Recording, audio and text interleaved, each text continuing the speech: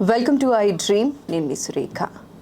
చాలామంది పిల్లలకి కానీ పేరెంట్స్కి కానీ ఐఏఎస్ ఆఫీసర్గా నా పిల్లల్ని చూడాలి అని పేరెంట్స్ అనుకుంటూ ఉంటారు. నేను పెద్ద అయితే ఐఏఎస్ కానీ ఐపీఎస్ ఆఫీసర్ కానీ అవ్వాలి అని చెప్పి పిల్లలు కూడా చాలామంది కలలు కంటూ ఉంటారు. అయితే ఇది నిజం చేసుకోవటానికి ఇంటర్లో ఏ స్ట్రీమ్ తీసుకొని ఉండాలి, ఇంటర్ తరువాత వాళ్ళ ప్రిపరేషన్ ఎలా ఉండాలి, గ్రాడ్యుయేషన్లో ఏ స్ట్రీమ్స్ అనేవి చూస్ చేసుకోవాలి, ఇలాంటి చాలా కన్ఫ్యూజన్స్ ఉన్నాయి కదా. అయితే వీటన్నిటి గురించి ఇవాళ మాట్లాడదాం. ఇవాళ మనతో పాటు ఉన్నారు senior faculty in sociology, retired army officer major Srinivas గారు. వారితో మాట్లాడదాం. నమస్కారం సార్. నమస్కారం అండి. సార్ ఎలా ఉన్నారు సార్? ఐఎమ్ వెరీ గుడ్ అండి. సార్, ఐఏఎస్ ఐపీఎస్ ఆఫీసర్ అవ్వాలని చెప్పి చాలామంది ఇష్టపడతారు సార్. అది డ్రీమ్.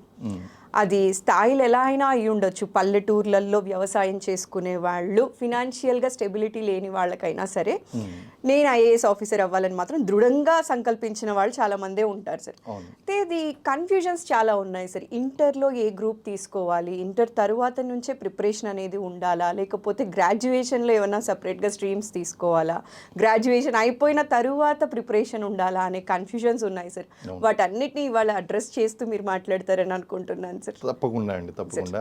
రీసెంట్గా కూడా మీరు చూసి ఉండొచ్చు, మనకి 2023 సివిల్ సర్వీసెస్ రిజల్ట్ వచ్చినప్పుడు దాదాపు 1000 పైగా వేకెన్సీస్ ఉన్నాయండి దేశవ్యాప్తంగా. మీరు అన్నట్టు అగ్రికల్చరల్ బ్యాక్గ్రౌండ్ ఉన్నటువంటి వాళ్ళు, యావరేజ్ స్టూడెంట్ ప్రొఫైల్ ఉన్నటువంటి వాళ్ళు, గోల్డ్ మెడల్ కొట్టినటువంటి వాళ్ళు, ఐఏఎంలు, ఐఐటీలు, doctors, engineers, simple graduates and rich people and poor people below the poverty line, వీళ్ళందరూ కూడా బ్యాక్గ్రౌండ్ ఏంటి అనేటువంటి దాంతో సంబంధం లేకుండా అద్భుతమైనటువంటి విజయాలు సాధించారండి. సార్, ఇప్పుడు ఐఏఎస్ కోచింగ్ అనే దాని గురించి ఆలోచిస్తే ఫినాన్షియల్ బ్యాక్గ్రౌండ్ లేని వాళ్ళు కూడా ఇంట్లోనే ప్రిపేర్ అయ్యి రాయొచ్చా సార్ ఎగ్జామ్స్? అంటే కోచింగ్ సెంటర్స్ విషయానికి వస్తే కనుక నార్మల్ మిడిల్ క్లాస్ ఫ్యామిలీస్ కానీ లేకపోతే పూర్ పీపుల్ కానీ అఫోర్డ్ చేసుకునే లెవెల్లో లేవనే చెప్పాలి సార్ నిజానికి. ఎస్, మీరు దీన్ని మనం రెండు రకాలుగా చూడాలండి. ఒకటి, మనం కోచింగ్ ఇన్స్టిట్యూట్స్కి వెళ్ళి మనం కోచింగ్ తీసుకుంటూ ఇటు ఆన్లైన్ కోచింగ్ ఇటు ఆఫ్లైన్ కోచింగ్ కూడా మీరు తీసుకుంటూ హాస్టల్లో ఉండి ప్రిపేర్ అవ్వాలి అని అనుకుంటే ఫస్ట్ ద సోర్సెస్ ఎక్కడున్నాయనేటువంటిది మనం చూద్దామండి. ఫస్ట్ మన ఆంధ్ర, తెలంగాణ, సౌత్ ఇండియా దగ్గరికి వచ్చేసరికి Hyderabad is the one of the hub for civil services preparation. Second is Delhi. అంటే ఎవరైనా సరే ప్రిపేర్ అవ్వాలి అని అనుకునేటువంటి వాళ్ళకి either they have to go to Delhi or Hyderabad. వీళ్ళంతా కూడా ఎక్కడెక్కడి నుంచో గ్రామాల నుంచి వచ్చేటువంటి వాళ్ళు, వేరియస్ సిటీస్ నుంచి వచ్చేటువంటి వాళ్ళు ఇక్కడ ఉండాలి అంటే వాళ్ళకి హాస్టల్ ఖర్చులు అవుతాయి. ఈ రోజు ఏ కోచింగ్ సెంటర్కి వెళ్ళినా సరే మినిమం 2 లక్షల నుంచి 1,75,000 నుంచి 2.5 లక్షల వరకు సివిల్ సర్వీసెస్కి కోచింగ్ అనేటువంటిది ఆఫర్ చేస్తున్నారండి. అంటే ఇది ఫస్ట్ ఖర్చుతో కూడుకున్నటువంటి వ్యవహారము అంటే ఇది financial capability, they are rich people ఆ పూర్ పీపుల్ అనేటువంటిది కాదు, మినిమం అఫోర్డబిలిటీ అనేటువంటిది ఒక 3 నుంచి 5 లక్షల రూపాయలు వాళ్ళ దగ్గర పెట్టుకుని ప్రిపేర్ అవ్వడం అనేటువంటిది బేసిక్ రిక్వైర్మెంట్గా మారిపోయిందండి. ఇదేది కోచింగ్ తీసుకుని ప్రిపేర్ అయ్యేటువంటి వాళ్ళకి. ఆఫ్లైన్ కావచ్చు, ఆన్లైన్ కావచ్చు, హాస్టల్లో ఉండి ప్రిపేర్ కావచ్చు, ఇంటి దగ్గర ఉండి ప్రిపేర్ కావచ్చు ఆన్లైన్లో. బట్ ఫీజెస్ అయితే మాత్రం భారీ స్థాయిలోనే ఉంటున్నాయి. ఇవి ఒక్క మాట సార్, ఇప్పుడు సిఏ చదివే వాళ్ళు కానీ ఆడిటర్స్ చాలా మంది గ్రాడ్యుయేషన్ తర్వాత జాబ్ చేసుకుంటూ ప్రిపేర్ అయ్యి కూడా ఆడిటర్స్ అయిన వాళ్ళు బోల్డ్ అంత మందే ఉన్నారు. అవునండి, అవును. కోచింగ్ ఇది పెట్టుకోకుండా అట్లా ఐఏఎస్ చదవాలి అనుకునే వాళ్ళు, ఐపీఎస్ చదవాలి అనుకునే వాళ్ళకి ఆప్షన్ ఉందా? 3 లక్షలు 5 లక్షలు పెట్టుకోలేని వాళ్ళకి. అది కూడా మీకు చెప్తున్నానండి. ఇప్పుడు మీరు రైట్లీ బ్రాట్ అవుట్, ఇంటి దగ్గర ఉండి ఆడిటర్స్గా మారి చార్టెడ్ అకౌంటెన్సీ ప్రిపేర్ అయినటువంటి వాళ్ళు అక్కడ దగ్గరికి మన ఆ డిస్కషన్కి వస్తున్నాం అండి. ఇప్పుడు there are number of sources are there. గతంలోనే one of the IAS aspirant కేవలం వికీపీడియా అండ్ యూట్యూబ్ ఛానల్లో ఉంటూ ఆ యొక్క క్లాసెస్ నాలెడ్జ్ గెయిన్ చేసుకుని ఐఏఎస్ క్లియర్ చేశాడండి. మరి ఇప్పుడు 5 lakh రూపీస్ ఆయన అఫోర్డ్ చేయలేదు, అవును, లేదా డబ్బులు ఖర్చు పెట్టలేదండి, కానీ సోర్సెస్ని ఉపయోగించుకున్నాడు. Now a days knowledge and sources are available everywhere. మీకు పెర్ఫెక్ట్ మెంటర్షిప్ అనేటువంటిది దొరికితే, ఆ మెంటర్ అనేటువంటిది ఒక సీనియర్ ఫ్యాకల్టీ కావచ్చు, మీ లెక్చరర్ కావచ్చు, లేకపోతే మీతో పాటు ముందుగా విజయం సాధించినటువంటి ఒక సీనియర్ ఆస్పిరెంట్, ఆల్రెడీ జాబ్ కొట్టిన వ్యక్తి కావచ్చు, వీళ్ళ యొక్క గైడెన్స్ ఉంటే గనక how to identify the right material, అది గనక మీకు గైడెన్స్ దొరికింది అంటే మీరు ఫ్రీ ఆఫ్ కాస్ట్ కూడా ఐఏఎస్ సాధించవచ్చు. ఓకే. అంటే మీరు గవర్నమెంట్ పబ్లికేషన్స్ ఉన్నాయి, గవర్నమెంట్ వెబ్సైట్స్ ఉన్నాయి, సిలబస్ అక్కడ ఎదురుగా ఉంది. ఆ సిలబస్ని బట్టి మీరు ఆ యొక్క సోర్సెస్ ఎక్కడ ఉన్నాయి అనేటువంటిది మీరు ఇప్పుడు స్టాండర్డ్ బుక్స్ ఉంటాయండి, ఆ స్టాండర్డ్ బుక్స్ గ్యాదర్ చేసుకోవడం. First step is understanding the syllabus and gathering the information through various material. Private publications కావచ్చు, గవర్నమెంట్ పబ్లికేషన్స్ కావచ్చు. అంటే మినిమం అఫోర్డబిలిటీతో మీరు అన్నట్టు ఇంటి దగ్గర కూర్చుని కూడా ప్రిపేర్ చేయొచ్చు. ఫర్ ఎగ్జాంపుల్ ఈరోజు 3rd ర్యాంకర్ ఉన్నారండి ఆవిడ. She got selected by sitting at home only. ఆమె నేను ఏ కోచింగ్కి వెళ్ళలేదన్నారు. అయితే ఇక్కడ తెలుసుకోవాల్సినటువంటి విషయం ఏంటంటే మెంటర్షిప్. అంటే ఎవరో ఒకరు మీరు అన్నట్టు ఎవరో ఒకరు వాళ్ళకి చెప్తూ ఉంటారండి. ఆ గైడెన్స్ అనేటువంటి చాలా important. So today we are living in the world of information pollution. మనకి ఇన్ఫర్మేషన్కి ప్రాబ్లం లేదు, but identifying the right information is the biggest problem. For that you need the guidance. ఆ గైడెన్స్ కోసమే ఈరోజు కోచింగ్ ఇన్స్టిట్యూట్స్ అనేటువంటి లక్షల ఫీజులు వసూలు చేస్తున్నాయండి. అదే గైడెన్స్ కనుక మీకు ఫ్రీ మెంటర్షిప్ ద్వారా దొరికితే, మీకు చెప్పేవాళ్ళు ఉంటే, yes you can do it without any expenses.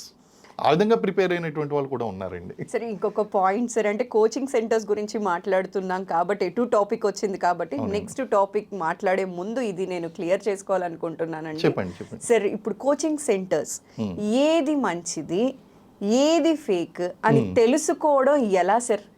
Check list ఎలా చెక్ చేయాలి సార్ అసలు పేరెంట్స్ కానీ పిల్లలు కానీ? ఫస్ట్ ఏంటంటే ఇన్స్టిట్యూట్ ట్రాక్ రికార్డ్ ఏ విధంగా ఉంది, అక్కడ ఉన్నటువంటి ఫ్యాకల్టీ ఎవరున్నారు అనేటువంటిది ఖచ్చితంగా ఏదన్నా కోచింగ్ ఇన్స్టిట్యూట్లో జాయిన్ అయ్యక ముందు అంచనా వేసుకోవాల్సినటువంటి అంశం అండి. ఫ్యాకల్టీ కూడా మనం అనేది చెక్ ఫ్యాకల్టీ, ఎందుకంటే ఇప్పుడు coaching institute provides the infrastructure and management, but mentorship అండి, మెంటర్షిప్ ఈజ్ మోస్ట్ ఇంపార్టెంట్. అసలు ఫ్యాకల్టీ అక్కడ ఎవరు కోచింగ్ ఇస్తున్నారు, ఆ ఫ్యాకల్టీకి ఏం ఎక్స్పీరియన్స్ ఉంది, గతంలో ఫెయిల్ అయినటువంటి వాళ్ళు మెంటర్స్గా మారయ్యారా, లేకపోతే సక్సెస్ఫుల్ పీపుల్ మెంటర్షిప్ అనేటువంటిది ఇస్తున్నారా, పాజిటివ్ కోచింగ్ ఉన్నదా, నెగిటివ్ కోచింగ్ ఉన్నదా, కోచింగ్ ఫెసిలిటీస్ అనేటువంటిది ఏ విధంగా ఉంది, అలాగే పాస్ట్ రికార్డ్స్ అండి. పాస్ట్ రికార్డ్స్ అనేటువంటి చాలా ఇంపార్టెంట్. ఇప్పుడు గత 40-45 సంవత్సరాలుగా ఇక్కడ ఫీల్డ్లో ఉన్నటువంటి కోచింగ్ ఇన్స్టిట్యూట్స్ ఉన్నాయి, నిన్నగాక మొన్న వచ్చినటువంటి కోచింగ్ ఇన్స్టిట్యూట్స్ ఉన్నాయండి. ఏ ఇన్స్టిట్యూట్ అయినా సరే కొత్తగా ప్రారంభం కావాల్సిందే. ఈ ఆల్రెడీ ప్రూవెన్ ట్రాక్ రికార్డ్ ఉన్నటువంటి ఇన్స్టిట్యూట్స్ ఏదైతే ఉన్నాయో దాని గురించి ఎక్కువగా భయపడవలసినటువంటి అవసరం లేదు. ఆ సస్టైనబిలిటీ అనేటువంటిది వాళ్ళు మెయింటైన్ చేస్తున్నట్లయితే, వాళ్ళ ట్రాక్ రికార్డ్ ఏదైతే ఉందో దాన్ని వాళ్ళు కంటిన్యూ చేస్తున్నట్టయితే కళ్ళు మూసుకుని ఆ ఇన్స్టిట్యూట్స్లో జాయిన్ అవ్వచ్చండి. రెండోది ఏంటి అంటే, మీరు అన్నారు చూడండి, ఇప్పుడు ప్రతి ఇన్స్టిట్యూట్ కూడా ఒక స్టూడెంట్ని మా స్టూడెంట్ అని క్లెయిమ్ చేసుకుంటున్నారు. అయితే ఇప్పుడు రీసెంట్గా ఒక చట్టం రావడం వలన ఎవరైనా సరే తప్పుడు క్లెయిమ్స్ చేస్తే వాళ్ళ మీద జరిమానాలు విధిస్తాము, శిక్షలు వేస్తామని చెప్పడం వలన ఇప్పుడు కేర్ఫుల్గా ఉంటున్నారు. పలానా వాళ్ళు మా దగ్గర ఇంటర్వ్యూకి వచ్చారు, ఇంటర్వ్యూకి మాత్రమే గైడెన్స్ తీసుకున్నారు, పలానా వాళ్ళు మాకు స్టార్టింగ్ నుంచి మేము మెంటర్షిప్ ఇచ్చామని క్లారిటీ ఇస్తున్నారు. కాబట్టి ఆ క్లారిటీని చూసుకోవాలండి. రెండోది ఏంటి అంటే, సీనియర్ ఆస్పిరెంట్స్ ఉంటారు. సీనియర్ ఆస్పిరెంట్స్ చెప్తూ ఉంటారు, నేను పలానా చోట కోచింగ్ తీసుకున్నాను, అక్కడ ఈ సబ్జెక్ట్ బాగుంది, ఇక్కడ ఈ సబ్జెక్ట్ బాగుంది అని. ఇప్పుడు సపోజ్ ఏ ఇన్స్టిట్యూట్ అయినా సరే 100% ఫ్యాకల్టీస్ అనేటువంటివి వాళ్ళు ప్రొవైడ్ చేయడం చాలా కష్టం అండి. ఒక ఫ్యాకల్టీ ఒక సబ్జెక్ట్ బాగుంటే ఇంకో సబ్జెక్ట్ బాగోదు. ఇక్కడ ఏం చూసుకోవాలి మనం, మ్యాక్సిమం ఏదైతే ఉందో ఆ బెనిఫిట్ అనేది 90%, 80%, 100% మీట్ అవుతున్నటువంటి ఇన్స్టిట్యూట్ కనిపించిందా, గ్రేట్. మీరు కళ్ళు మూసుకుని పలానా ఒక సబ్జెక్ట్ పేరు చెప్తే ఆ సబ్జెక్ట్కి ఎవరు కేర్ ఆఫ్ అడ్రస్, ఎవరు బాగా చెప్తారు అనేటువంటి ఫ్యాకల్టీ ఉంటే ఆ ఫ్యాకల్టీ చెప్తున్నటువంటి ఇన్స్టిట్యూట్కి వెళ్ళాలండి. ఓకే. రెండోది ఏంటి అంటే, కేవలం కోచింగ్ ఇవ్వడం మాత్రమే కాదు, సబ్జెక్ట్ మారిపోయిందండి. సబ్జెక్ట్ మారడం అంటే స్టాటిక్ డైనమిక్. స్టాటిక్ ఎప్పుడు మారలేదు, డైనమిక్ మారిపోయింది. అంటే ఏంటండి, ఆ ఫ్యాకల్టీ కూడా సబ్జెక్ట్ని కరెంట్ అప్డేటెడ్ థింగ్స్తో లింక్ చేసి చెప్తున్నారా లేదా. ఇప్పుడు many things are happening in the society. So subject update చేసుకోవాలండి. గత 30 సంవత్సరాల క్రితం చెప్పిన సబ్జెక్టు, నువ్వు క్లాస్ రూమ్లో చెప్పిన సబ్జెక్టు, ఈరోజు చెప్తున్న సబ్జెక్టు ఒకటే అయితే స్టూడెంట్కి ఎడిషనల్ అడ్వాంటేజ్ ఏం లేదండి. కాబట్టి ఏం చేయాలి, ఈ సొసైటీలో ఉన్నటువంటి అప్డేట్స్, కరెంట్ అప్డేట్స్ ఏదైతే ఉన్నాయో దాన్ని లింక్ చేస్తూ ఈయన అప్డేట్ కావాలి. అలాంటి ఫ్యాకల్టీస్ని మనం ఐడెంటిఫై చేసుకోవాలి. నెక్స్ట్, టెస్ట్లు కండక్ట్ చేస్తున్నారా లేదా, పీరియాడికల్లీ టెస్ట్లు కండక్ట్ చేయడం అనేటువంటి చాలా ఇంపార్టెంట్. ఎందుకంటే మీరు నాలెడ్జ్ ఇచ్చారు, నాలెడ్జ్ ఇచ్చిన తర్వాత you has to get a feel of the examination centre. You are going to commit many mistakes.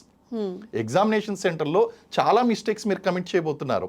ఆ మిస్టేక్స్ అన్నీ కూడా మీకు కవర్ కావాలి అంటే గనక ఒక మోడల్ టెస్ట్ అనేటువంటిది కండక్ట్ చేసేటువంటి ఇన్స్టిట్యూట్ మీకు ఉందా లేదా, వాళ్ళు స్టాండర్డ్ క్వశ్చన్స్ అనేటువంటివి మీకు ఇస్తున్నారా లేదా. దానివల్ల అడ్వాంటేజ్ ఏంటి అంటే రేపొద్దున మీరు ఎగ్జామ్లో ఏదైతే తప్పులు చేయబోతున్నారో ఆ తప్పులన్నీ కూడా ఇక్కడే మీరు చేసేస్తారు. చేసిన తర్వాత ఓహో ఈ మిస్టేక్ నేను చేయడానికి ఆస్కారం ఉంది కాబట్టి నేను జాగ్రత్త పడాలని విద్యార్థి జాగ్రత్త పడతాడు. ఫ్యూచర్లో ఎగ్జామినేషన్ హాల్లో ఆ మిస్టేక్ రిపీట్ కాదు. So first is good track record of the institute, second is the faculty, third is the exam conduct చేసేటువంటి institute, fourth is the proximity and availability.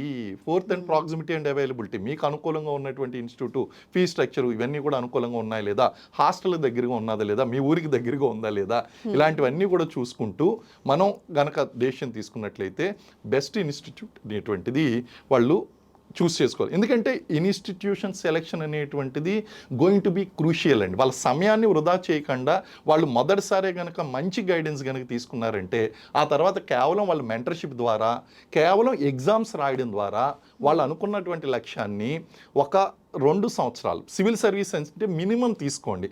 మీకు సిలబస్ కవర్ చేయడం కోసం, సిలబస్ ఒక్కసారి చదవడం కోసం 9 నెలల నుంచి సంవత్సరంన్నర పడుతుందండి. జస్ట్ సిలబస్ కంప్లీట్ చేయడం కోసం వాళ్ళు మెన్షన్ చేసినటువంటి సిలబస్. అయితే ఒక్కసారి చదివితే సెలెక్ట్ కాం కదండి. ఖచ్చితంగా అండి. అది మనం రీడ్, రిపీట్, రివైజ్ కనీసం ఆ సిలబస్ని 2-3 సార్లు చదివితే మనకి సక్సెస్ గ్యారంటీ. అంత దాకా ఎందుకు మేము చాలామంది ఇప్పుడు మనం ఎవరైతే ఆడియన్స్ చూస్తున్నారో వాళ్ళందరూ కూడా ఆశ్చర్యపోయేటువంటి విషయం ఒకటి చెప్తాను. ఐఏఎస్ఎల్ సెలెక్ట్ అవుతున్నారు, ఐపీఎస్ఎల్ సెలెక్ట్ అవుతున్నారు. 100% క్వశ్చన్ పేపర్ ఇస్తే అందులో how much percentage they are getting selected, ఎంత పర్సంటేజ్ వస్తే వాళ్ళు సెలెక్ట్ అవుతున్నారు. ఇప్పుడు ఒక వైల్డ్ గెస్ ఇస్తే మన జనరల్ పబ్లిక్ ఏమనుకుంటారంటే, స్టూడెంట్ ఏమనుకుంటారంటే ఇచ్చిన ప్రతి ప్రశ్నకి చాలా అద్భుతంగా నేను రాస్తేనే తప్ప 80-90 మార్కులు. ఎందుకంటే we are living in the world of ఎంత నీది పర్సంటేజ్ అంటే 99.8, 99.9 ఈ పర్సంటేజ్ చెప్తున్నారండి. కానీ ఐఏఎస్ ఎగ్జామ్లో కేవలం 55% వచ్చినటువంటి వాళ్ళు టాప్ ర్యాంకర్ అవుతున్నారు. అంటే మనం first class, second class, third class గురించి మాట్లాడుకుంటే సెకండ్ క్లాస్ మార్కులు అండి అవి. అంటే ఆ ఎగ్జామ్ ఎంత టఫ్ మీరు అర్థం చేసుకోండి. ఆ 55% మార్కులు తెచ్చుకోవడం కూడా చాలా కష్టం. కారణం ఏంటి అంటే ఆ ఎగ్జామ్ రాసేటువంటి వాళ్ళు సిలబస్ పూర్తి చేయలేకపోవడం, ఆ సిలబస్ చదివినప్పటికీ కూడా అప్లికబిలిటీ అనేటువంటిది ఆ ఆన్సర్ రాసినప్పుడు అప్లికబిలిటీ ఉంటుందండి. ఇప్పుడు చూడండి, ఎంసెట్, నీటు ఎగ్జామ్స్ రాస్తారు, అకాడమిక్ ఎగ్జామ్స్ ఉన్నాయి. కార్పొరేట్ కాలేజెస్ ఏం చెప్తారంటే ఈ ప్రశ్నకి ఇది ఆన్సర్ అని చెప్తారు, వీళ్ళు బట్టి కొడతారు, ఆ క్వశ్చన్కి వెళ్ళి ఆన్సర్ రాస్తారు, వాళ్ళకి మార్కులు వస్తాయి. కానీ సివిల్ సర్వీసెస్ అలా కాదే. ఒక ప్రశ్నని ఒక టాపిక్ మీద 10 రకాలుగా అడగచ్చు. వివరించండి అంటాడు, విమర్శనాత్మకంగా రాయండి అంటారు, లేకపోతే కనుక సోదాహరణంగా వివరించండి అంటాడు. ఇన్ని రకాలుగా మీరు ఆన్సర్ని మౌల్డ్ చేయగలగాలి. Answer writing technique is the going to be major crucial. Applicability part, knowledge is not only important here, application of knowledge is more important here.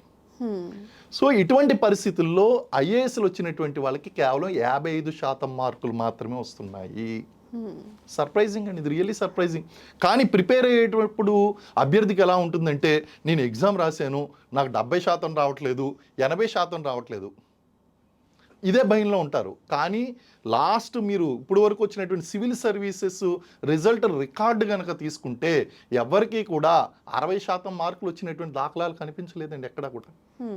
Even top rankers కూడా 52%, 53%, 55%, మేబీ పర్సంటేజ్లో 1 or 2%, 1% వేరియేషన్ ఉంటుందేమో తప్ప కేవలం ఈ పర్సెంటేజ్తోనే వాళ్ళకి ఐఏఎస్లు, ఐపీఎస్లు వస్తున్నాయి.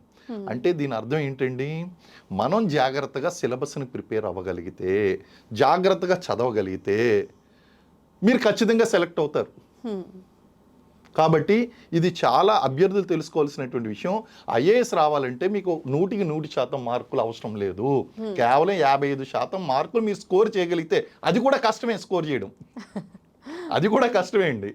55% అని మనం సింపుల్గా తీసుకోవడానికి లేదు, దానికి కావాల్సింది. అందుకే ఏమంటారంటే what to read, where to read, when to read, how to read, ఈ విషయాలు అనేటువంటిది అభ్యర్థి చాలా జాగ్రత్తగా గుర్తించాలి.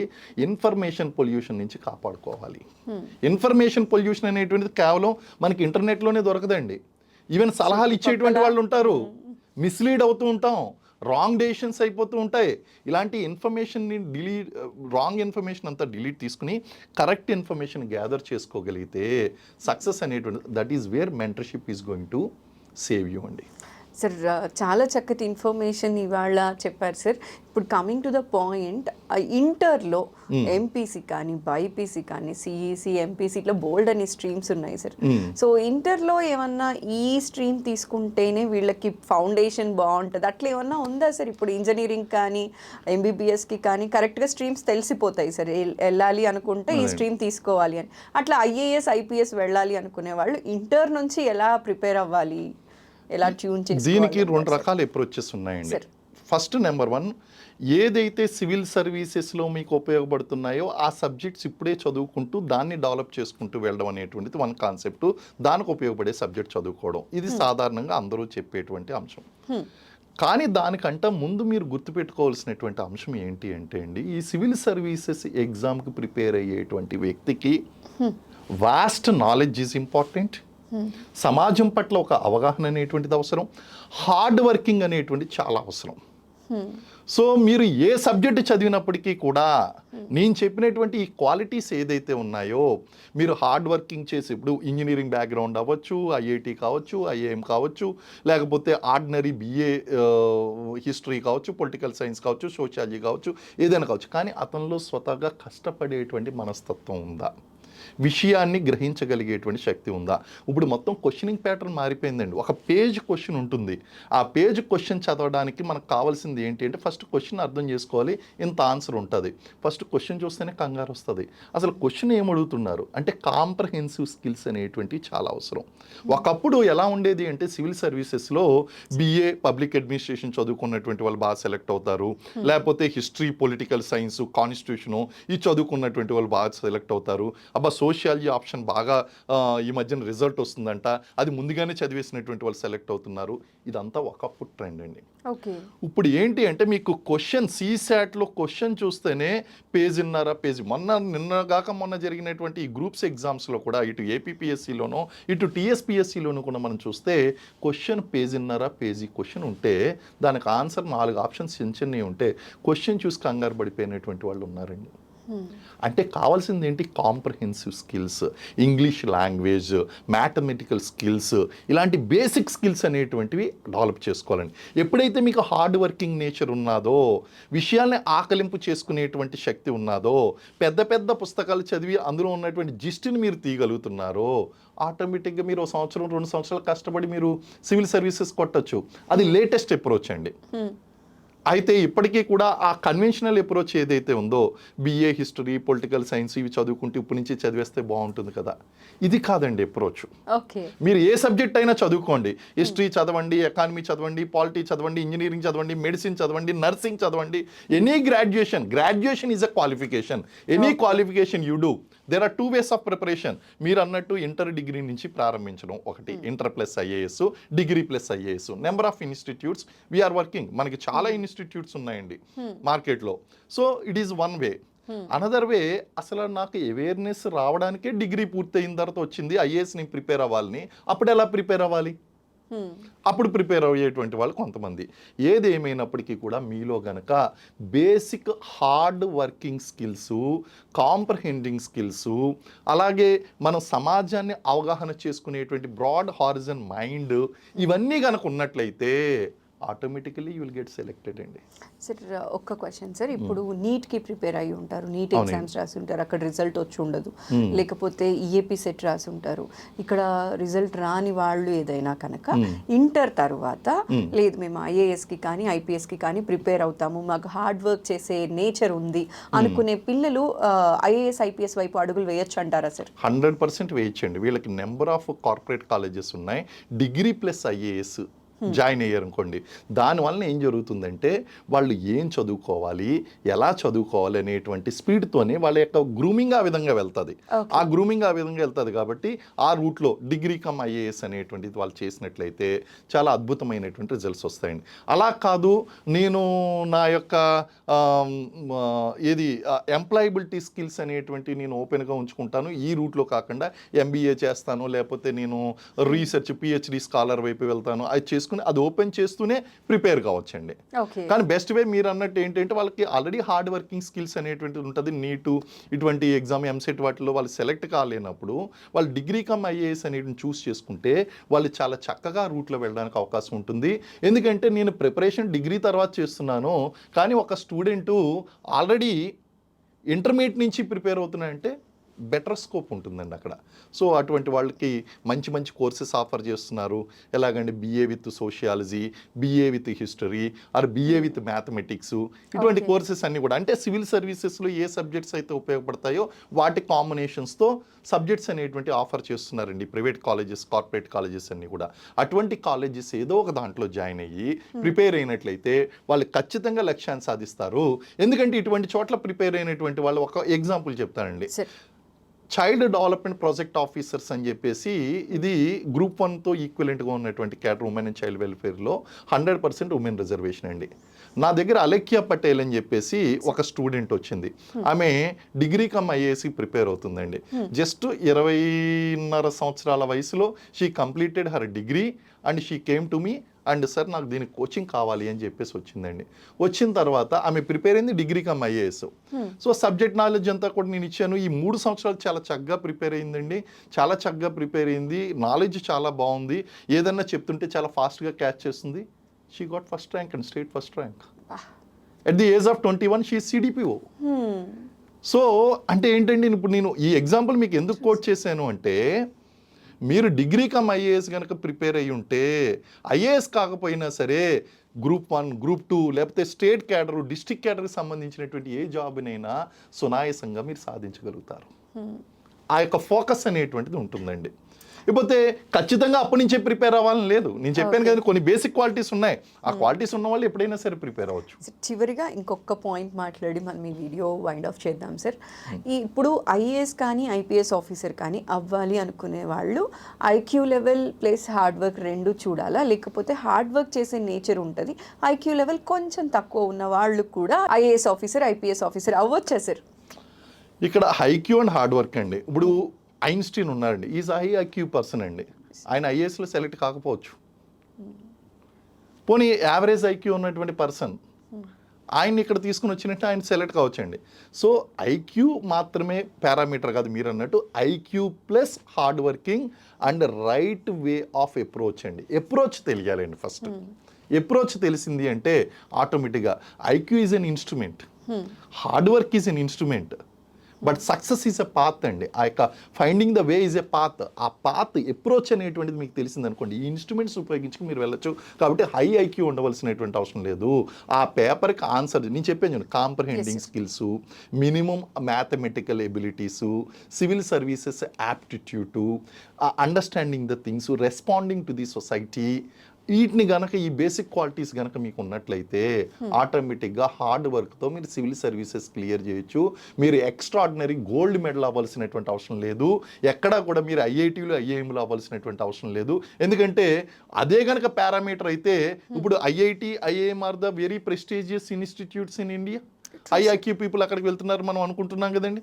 మరి ఈ ఐఏఎస్లు ఐపీఎస్లు మొత్తం వాళ్ళతోనే నిండిపోవాలి కదా. Many IIMs and IITs are not able to clear this exam. దీన్ని బట్టి మనకు అర్థమైంది ఏంటంటే extraordinary intelligent quotient is not important, emotional quotient is very important, EQ is more important.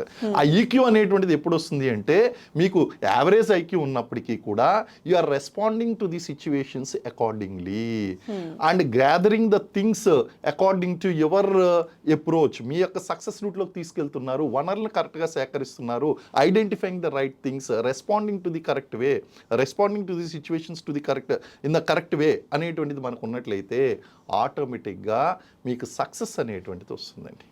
Sir ఈ ఒక్క వీడియో కనుక చూసినట్లయితే ఐఏఎస్ కానీ ఐపీఎస్ కానీ చదవాలి అనుకునే వాళ్ళకున్న అన్ని క్వశ్చన్స్ క్లియర్ అయిపోతాయి సార్. అంత క్లియర్గా అర్థం అయ్యేలా చెప్పారు సార్. మరోసారి మీ వాల్యుబుల్ టైం మా ప్రేక్షకుల కోసం కేటాయించి ఇంత చక్కటి ఇన్ఫర్మేషన్ అందించినందుకు స్పెషల్గా థ్యాంక్స్ అండి. నమస్కారం sir. Thank you very much ma'am. Thank you.